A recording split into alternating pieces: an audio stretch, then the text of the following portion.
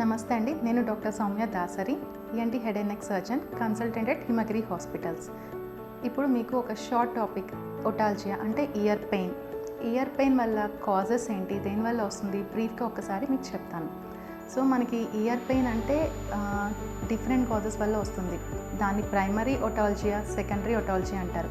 So primary ఒటాల్జియా అంటే ఏంటంటే pain in and around the year, అంటే చెవికి సంబంధించి చెవి చుట్టూ సరౌండింగ్ రీజన్లో పెయిన్ వచ్చిందంటే దాన్ని ప్రైమరీ ఒటాలజీ అంటారు. అది లోకల్ కాజెస్ వల్ల వస్తుంది.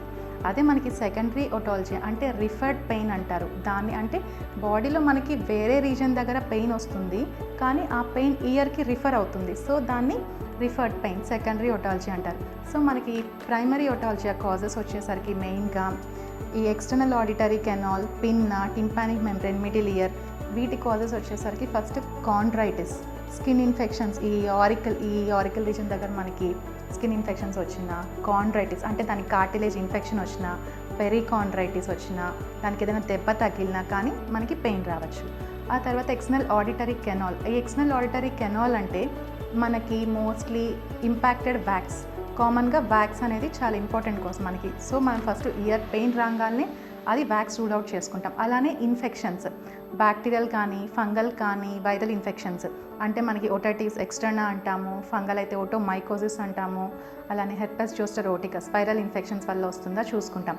ఇంకా ట్రామా, మ్యాలిగ్నెన్సీ, ఏదైనా దెబ్బ తగిలినా, ఏదైనా క్యాన్సర్ వచ్చిన ఎక్స్టర్నల్ ఆడిటరీ కెనాల్లో, వీటిల్లో ఇంకేమన్నా వచ్చినా కానీ కండిషన్స్ మనకి పెయిన్ వస్తుంది. అండ్ నెక్స్ట్ టింపానిక్ మెంబ్రేన్కి మిరింజైటిస్ బుల్లోజా అనే కండిషన్ ఉంటుంది. ఈ మిరింజైటిస్ బుల్లోజా అంటే ఏంటంటే టింపానిక్ మెంబ్రేన్ మనకి ఇన్ఫ్లమేషన్ అంటే ఇన్ఫెక్షన్ వచ్చి కొంచెం వాపులాగా వస్తుంది. సో దానివల్ల అయినా ఇయర్ పెయిన్ రావచ్చు. అండ్ తర్వాత మనకి మిడిల్ ఇయర్ కాజెస్. మిడిల్ ఇయర్లో ఏంటంటే మనకి ఫ్లూయిడ్ అనేది అక్యుములేట్ అయితే అక్యూట్ ఓటైటిస్ మీడియా అనే కండిషన్ అంటాం. తర్వాత యూస్టేచియన్ ట్యూబ్, ఏదైతే నోస్ నుంచి ఇయర్కి మనకి కనెక్షన్ ఇస్తుందో ఆ ట్యూబ్, అది ఇన్ఫెక్షన్ వచ్చినా మనకి పెయిన్ వస్తుంది.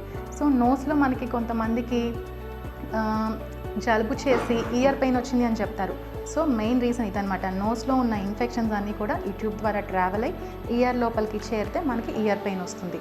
తర్వాత కొలెస్ట్రిటోమా, ఒక రిటెన్షన్ సిస్ట్ అనేది అంటే ఒక చిన్న శాక్ లాగా మనకి ఎక్స్టర్నల్ ఆడిటరీ కెనాల్ ట్యూబ్లోకి చిన్న పౌచ్ లాగా ఫామ్ అవుతుంది, కొలెస్ట్రిటోమా కండిషన్. తర్వాత మాస్టాయిడైటిస్, మనకి ఇయర్కి పక్క ఇక్కడ ఒక బోన్ ఉంటుంది, దాన్ని మాస్టాయిడ్ అంటాం, అది ఇన్ఫెక్ట్ అయినా వస్తుంది. అలానే మిడిల్ ఇయర్లో మనకి ఈ మ్యాలిగ్నెన్సీస్, చిన్న క్యాన్సర్స్ ఏమన్నా వచ్చినా పెయిన్ వస్తుంది. ఇంకా బ్యారోట్రోమా అంటే ఇప్పుడు మనం ఫ్లైట్స్ కానీ హై ఆల్టిట్యూడ్స్లోకి వెళ్తాము, లేదా అండర్ వాటర్ డ్రౌనింగ్లోకి మనం వెళ్తాము, స్కూబా డైవింగ్ అని వీటిలోకి.